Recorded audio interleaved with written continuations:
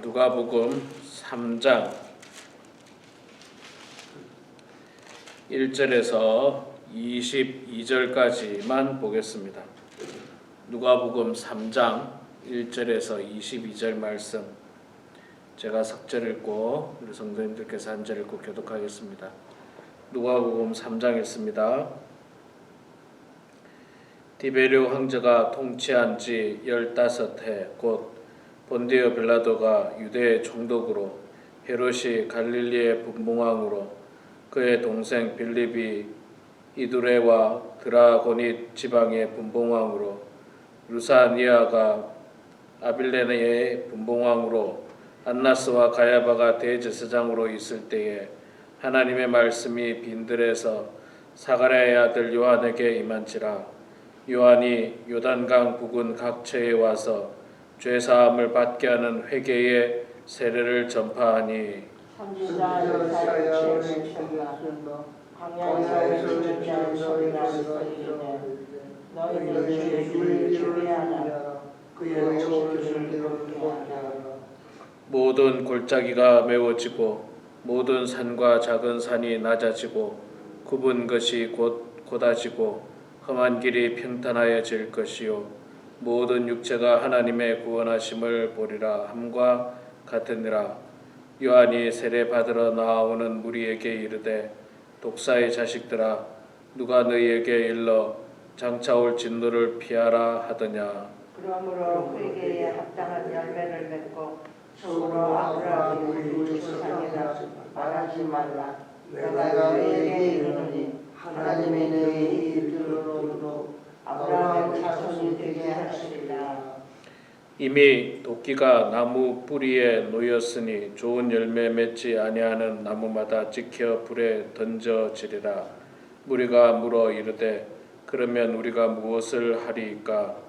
대답하여 이르되, 옷 두 벌 있는 자는 옷 없는 자에게 나눠줄 것이요 먹을 것이 있는 자도 그렇게 할 것이니라 하고, 세리들도 세례를 받고자 하여 와서 이르되, 선생이여 우리는 무엇을 하리까 하면 이르되 부과된 것 외에는 거두지 말라 하고, 군인들도 물어 이르되 우리는 무엇을 하리이까 하매 이르되 사람에게서 강탈하지 말며 거짓으로 고발하지 말고 받는 급료를 족한 줄로 알라 하니라.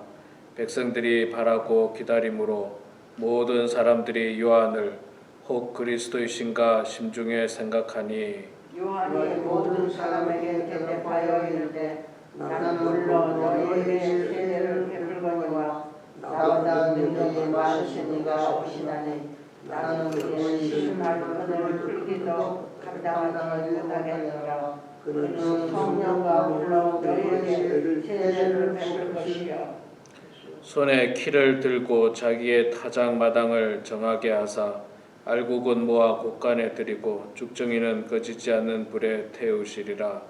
또 그 밖에 여러 가지로 권하여 백성에게 좋은 소식을 전하였으나 분봉왕 헤롯은 그의 동생의 아내 헤로디아의 일과 또 자기가 행한 모든 악한 일로 말미암아 요한에게 책망을 받고 그 위에 한 가지 악을 더하여 요한을 옥에 가두니라. 백성이 다 세례를 받을새 예수도 세례를 받으시고 기도하실 때에 하늘이 열리며 성령이 비둘기 같이 형제로 그의 위에 강림하시더니 하늘로부터 소리가 나기를, 너는 내 사랑하는 아들이라, 내가 너를 기뻐하노라 하시니라. 아멘. 오늘 또 이 새벽에 나오신 우리 사랑하는 성도님들 축복하고 환영합니다. 여전히 날씨가 무덥습니다. 우리 성도님들 건강 유의하시고요. 또 여러분 뉴스를 보셔서 아시겠습니다만 한국에는 비가 많이 왔네요. 보니까 비가 많이 와서 많은 피해도 또 있는 것 같은데 참 안타깝습니다. 큰 피해를 당한 분들 참 안타깝고요. 하루속히 잘 복구가 돼서 일상으로 회복하기를 바라고 또 기도해 주시기를 바라겠습니다. 자, 오늘 세례 요한의 이야기가 3장 1절부터 22절까지 쭉 나오고 있습니다. 세례 요한은 뭐 어제 우리가 말씀을 봤습니다만 아버지가 제사장 사가랴였고요. 어머니가 엘리사벳, 아론의 후손 엘리사벳이었습니다. 그러니까 뭐 지금으로 말하면 뭐 목사의 아들 혹은 뭐 총회장 딸이 어머니, 이런 어떤 느낌의, 종교적으로 보면 굉장히 좋은 집안에서 태어났습니다. 그리고 아마 그렇기 때문에 신실한 부모 밑에서 어릴 때부터 신앙적인 교육을 잘 받았을 것으로 생각하는데, 그러면 이제 부모 입장에서는 아버지가 제사장이니까 아들도 아버지의 뒤를 이어서 제사장 사명을 감당하면 좋겠지만, 그러나 하나님께서 요한을 따로 세우셨어요. 하나님께서 요한을 따로 부르셔가지고 그에게 사명을 주셨는데, 그에게 준 사명은 먼저는 광야에서 외치는 자가 되었죠. 광야에서 외치는 자가 되었습니다. 여러분 뭐 우리 캘리포니아 여기도 조금만 나가면 광야지 않습니까? 광야가 얼마나 척박합니까? 물도 없고 먹을 것도 없고 그런 어떤 아주 열악한 환경입니다. 덥고 밤에는 춥고, 그리고 광야에서 생활을 하니까 남루한 생활이겠죠. 세례 요한은 그 광야에 나가서 외치는 자가 되었습니다. 자, 광야에 나가서 외치는 자가 되었다는 말은요, 지금으로 말하면 이제 이렇게 말할 수 있죠. 문명 세계를 거부하고 광야에서 수도 생활하는 거죠. 하나님 묵상하면서 하나님 앞에 기도하고, 그런 생활을 합니다.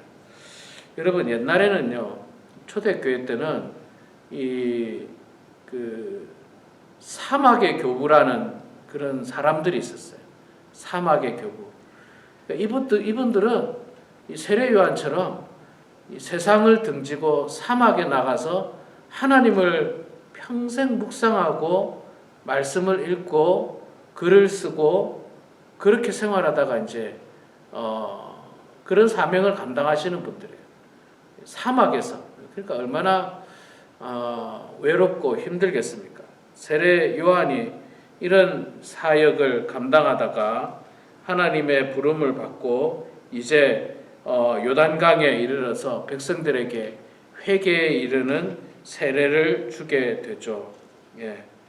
회개에 이르는 세례를 주게 되는데, 당시 어제도 그제도 말씀드렸습니다만 이스라엘은 굉장히 영적으로 타락한 세대였습니다. 너나 할 것 없이 다 부정과 부패가 만연했습니다. 세리들도 부정부패, 군인들도 부정부패, 또 심지어는 종교 지도자들조차도 부정과 부패 가운데 있었습니다. 그래서 세례 요한은 백성들에게 회개하라, 천국이 가까웠느니라, 그렇게 외쳤습니다. 그리고 특별히 영적인 지도자들 향해서는 굉장히 매몰차게 독사의 자식들아, 누가 너에게 일러 장차올 진노를 피하라 하더냐. 그러므로 회개에 합당한 열매를 맺고 속으로 아브라함이 우리 조상이라 말하지 말라. 당시 그 유대인들은요, 종교 지도자들, 유대인들은 자신들이 유대인이라는 사실, 자신들이 아브라함의 후손이라는 사실을 굉장히 자랑스럽게 생각했습니다. 단순히 자랑스럽게만 생각한 것이 아니라, 나는 아브라함의 후손이니까 무조건 구원받는다, 축복받는다, 나는 무조건 하나님의 이 보호함을 받는다, 이런 생각을 가지고 있었습니다. 그러니까 내가 죄를 짓든 말든, 내가 나쁜 일을 하든 말든 나는 아브라함의 후손이다, 이런 우월 사상을 가지고 있었습니다. 그러나 세례 요한은 당당하게 이야기합니다. 너희가 마음속으로 아브라함이 우리 조상이다 말하지 말라. 그거 아무짝에도 쓸모없다, 아무짝에도 소용없다. 사실 가문이 좋다고 해서 내가 훌륭한 사람 되는 게 아니지 않습니까? 우리 아버지가 대통령이라도 내가 무조건 훌륭한 사람 됩니까? 그렇지는 않아요. 그렇지 않습니다. 우리 아버지가 목사라고 해서 내가 훌륭한 신앙인이 되느냐? 그건 역시 그렇지 않습니다. 뭐 신앙은 아버지랑 조상과 상관이 없어요. 물론 우리가 좋은 부모님을 만나서 어릴 때부터 좋은 신앙 교육을 받으면 굉장히 하나님을 알 수 있는 이 여건이 됩니다만은, 여러분 뭐 들어서 아시겠습니다만 목사님들 자녀들 중에서도 좀 빗나가는 자녀들이 얼마나 많습니까? 그런 이야기들 많이 듣지 않습니까? 예. 어릴 때부터 목사님이 얼마나 자기 자녀들 나름 신앙교육을 열심히 시켰겠습니까? 얼마나 기도했겠습니까? 목사님이. 그래도 뭐 그 아이가 그냥 하나님 거부하고 그저 세상적으로 나아가고 나쁜 짓 하고 그러면 아버지가 목사라도 상관없어요. 아버지가 아브라함이라도 상관없는데 유대인들은 우리 조상은 아브라함이야. 그것만 믿고 그냥 온갖 죄악된 행동들을 다 하고 있었습니다. 죄악된 행동들. 자, 그래서 이 세례 요한은 그렇게 하지 말라. 그리고 회개하고 회개에 합당한 열매를 맺으라. 제가 여러 번 말씀드렸습니다마는 회개라고 하는 단어 자체가 뉘우치고 돌아서는 것을 말하는 겁니다. 단순히 뉘우치는 것만 말하는 게 아니에요. 아, 이게 죄구나. 내가 잘못했구나. 여기서 끝나면 안 됩니다. 여기서 끝나면 안 되고, 아, 이게 죄구나. 내가 잘못했구나. 그러면 내가 다시는 하지 말아야지. 그리고 실제로 다시는 하지 않는 그런 모습이 회개지. 아, 이게 죄구나 하면서 또다시 죄를 지으면 그건 회개했다고 말할 수가 없는 것입니다. 그래서 세례 요한은 이 유대인들에게 회개에 합당한 열매를 맺으라고 이야기를 하고 있습니다. 자, 좀 더 구체적으로 생활에 대해서 이야기합니다. 그러면 어떻게 살아야 되느냐? 이게 사실 중요하잖아요. 회개에 합당한 열매를 맺는 것, 또 하나님의 자녀로서 어떻게 사는 것이 맞는지를 이야기를 해주고 있는데 11절과 12절에 보니까 11절에 보니까 옷 두 벌 있는 자는 옷 없는 자에게 나눠줄 것이요 먹을 것이 있는 자도 그렇게 할 것이니라 하고, 여유가 되면 나누라는 거죠. 여유가 되면 나누라. 우리가 뭐 나도 옷 한 벌밖에 없는데 이것까지 벗어주라고 말하지는 않습니다. 옷 두 벌이 있다면 한 벌을 나눠주라. 그러니까 여유가 있다면 나눠주라는 겁니다. 여유가 있다면. 우리가 뭐 정말 여유가 없는데 나누기는 어려워요.